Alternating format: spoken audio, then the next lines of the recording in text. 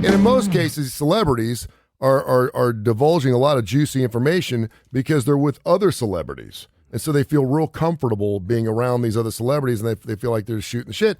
And Will Smith and Jada did it, I guess, yesterday or the day before, and we're finding out that all this stuff that the media was saying about them is now true. And they're like, yeah, she cheated, and yeah, our kid's a son Scientology, and they held it back, and so they finally said, you know what, screw this. This is what our deal is. So we'll talk about it. And far from me saying anything about marriage, because mine just ended. By the way, my anniversary would have been today or yesterday. Man. Today's would have been 19 years. Yesterday, 28th. Yeah. Happy anniversary. That's always a weird thing. It's in memoriam. I've worked with couples. Do you remember your first marriage's anniversary? No. Okay, that's good. You've moved on. In the summer. That's closure. I couldn't remember. It was a long time ago. I couldn't remember if mine was the 28th or the 29th. Every year I'd have to go back and look. I can't remember if mine's the 26th or the 28th, and I have it engraved on the back of my ring. Yeah. But it faded out. Do you go back and look in the calendar? Because I knew mine was on a Saturday, and I knew Alabama was playing Arkansas. I remember those things. I go back on the calendar, or I wait to see what Jules says. Yeah. I'm never going to tell another adult two things. How to parent your kid. Oh, I will. Well, you will if they ask. No, sometimes I will. No, that's true. You're right. I mean, because they're all different, and all kids are different. Okay. And it may not work out well for them, and I may go, I don't. That's not the way we do things. Okay. Yeah. Whether they spank kids, timeouts, or whatever. And Will and Jada's situation, they don't discipline their kids. I know. You're disciplining your kids one way or another, exactly. just how you do it. Yeah. And so I don't tell people how to raise their family, and I don't unless they ask. Sure. I don't say anything about their marriage and what they do in their marriage because you got two people that they may be on the same line of communication. If they want to have an open marriage and it works for them, good for you. Yeah. It's hard to believe. It's not my moralistic way of doing things, but if that works for you, and of course in Hollywood, when you're talking about a couple that's been together for 23 years, I got a married couple that just celebrated their 60th wedding anniversary, and what do you think I ask? How you doing it? Right. What do you do? Right. Well, we communicate a lot. Yeah. We're loyal to each other. We're faithful, and we don't tell lies to each other. Okay, well, that's very difficult to do over 60 years. So over 23 years, obviously, there's been some things that has happened. Yes. We were on a break. Yeah. Jada was on a break. Yeah. And then we kind of found out she's polyamorous, which she just talked about last week for the first time. She's polyamorous. And now all of a sudden, Will's like, hey, listen, I mean, I'm cool. I'm not going to do things because other people are going to tell me how to do things. So I'm not, but it is an interesting read, and it's a really interesting read. It really is. It's like it's thick. It's chock full. Like every sentence is. It's one of those reads that you'd think you'd get right before you'd hear they're breaking up. Yeah, if they weren't married 23 years, it almost has. Look, I love Will Smith. I think I do he's an too. Amazing actor. I love Jada Pinkett Smith. And the fact that they're married. Super couple. Yeah, yes, exactly. That's it. They're super. I was going to say Sharon and Ozzy, but it's not quite like that. You look like a Kurt Russell, Goldie Hawn. That's exactly. Which I think is another great couple that we think, wow, they must have figured it out. Listen, sometimes marriages suck, and they just stay together and they make it work. So, and it ebbs and flows. Sometimes they're about ready to kill each other, and 3 years later they're in love with each other. I mean, if you're married, you know what I'm talking about. But this one's got a lot. There's a lot there. They came into my office. A lot of baggage.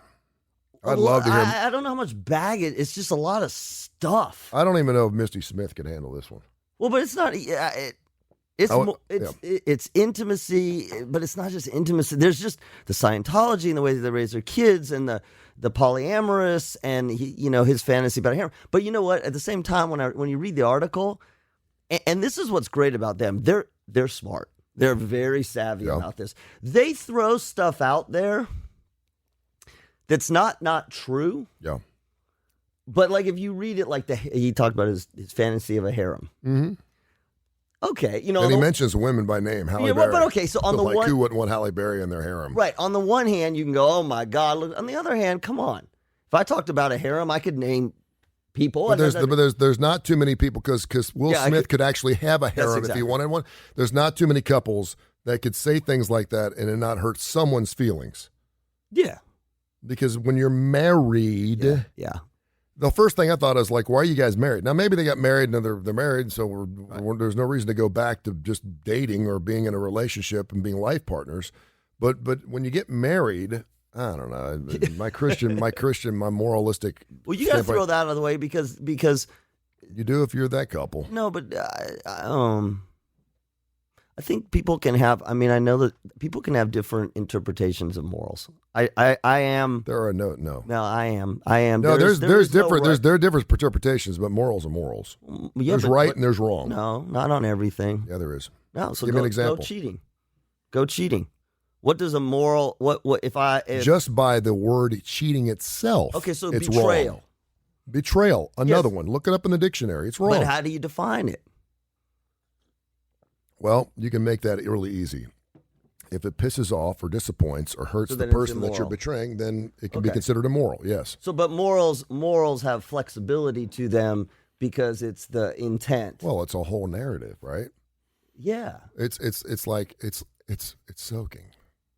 Well, yeah, it's bullshit. It's bullshit. Yeah, well, that's what it is. That's a perfect. It's soaking. It's like, okay, it's in there, but so I'm not moving, immoral? so it's not immoral. Right, that's exactly. By the letter of the law, it is, but we know it's bullshit. Yes. So don't sit there and, I mean, when someone just says, I don't know if it's immoral, if you have to ask the question, if you think something's immoral, it's probably immoral. Well, but that's, if you have to ask the question. That's what I'm saying is I do think that there are. You know if it's right or wrong. You know if it's right or wrong. Sure you do. But it's not always universal. Yeah. In this particular case, they've had enough stuff going on in their marriage that any other marriage would have broken up. But because of celebrity, and you know what they call it? You see the word? The uncoupling?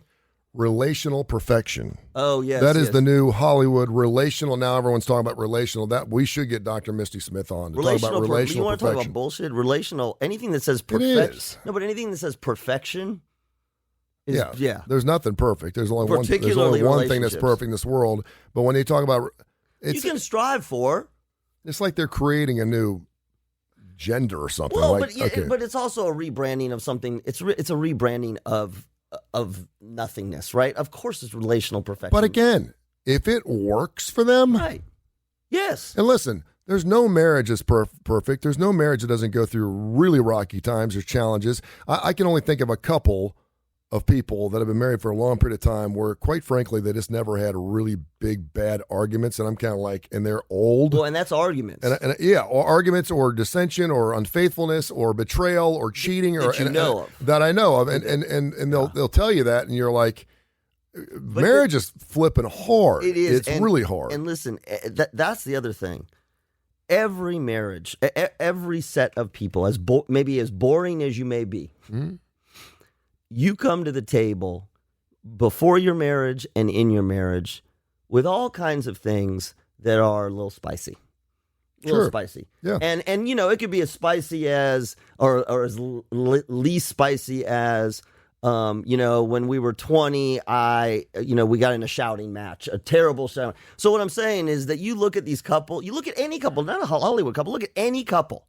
We all have our stuff that we bring into the relationship, and one of the advantages of being a psychologist, you get to be on the other side, and you get to hear. You look at the person who's great, they're doing amazing, they're moral, they're la la la la la la la, and then you hear about the time that they were sexually harassed, or the time that they drove drunk, or the time that they came home drunk, puked all over the floor, and hit their head, and you go, well, that's not that big of a deal. Well, kind of. It's kind of a big deal. It makes a boring marriage look a lot more spicy. Yeah. And I just think the difference with Will and Jada, I can call them that. Yeah, sure you can. Of course, they put a lot. They have a lot, but they put a lot out. Don't you think volume of stuff and we'll read some of the things they said. We could do an entire week of shows on it. And I had a priest friend of mine. When you're Catholic, you go in, you meet with the priest before you get married, and there's a test you take, and there's like 200 questions, and then if you disagree like on 5 or more or something like that, it's a red flag, you know.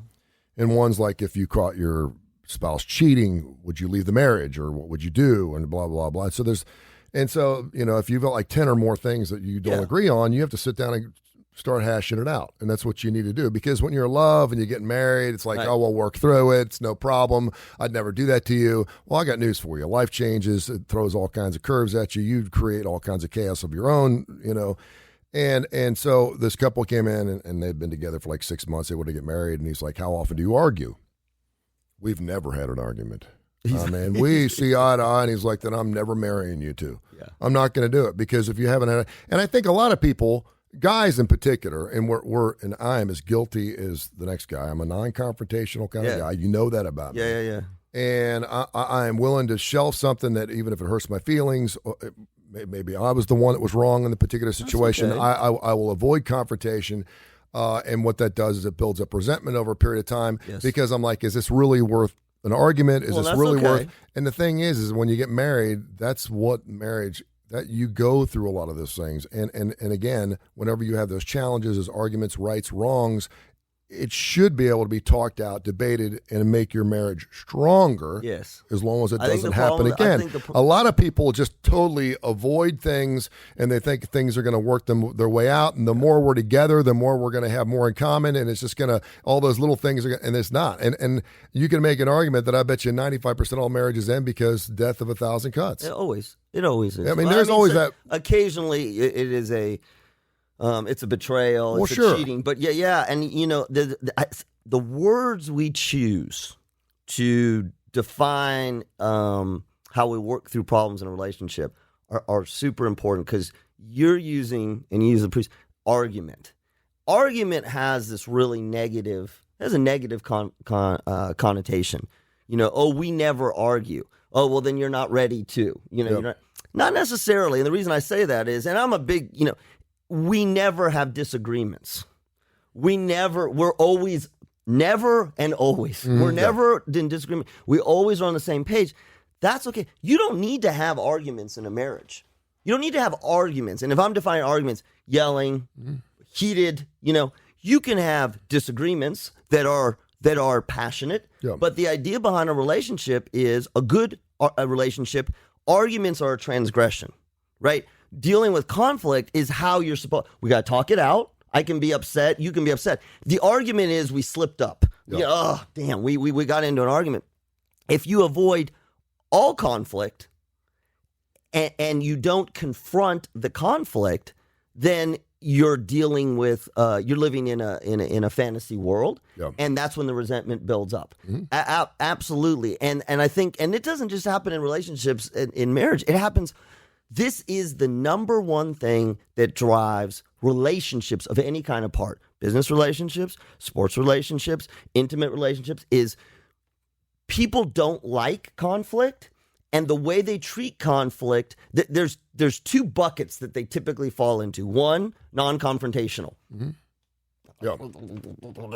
The other is the overboard, in your face. Yeah. It's not quite bullying, but it's in your face. And the problem with both of those is neither of those work. The hardest thing with confrontation is to be able to sit and have a disagreement where I can feel the blood boiling and be able to hold my composure. It's the hardest.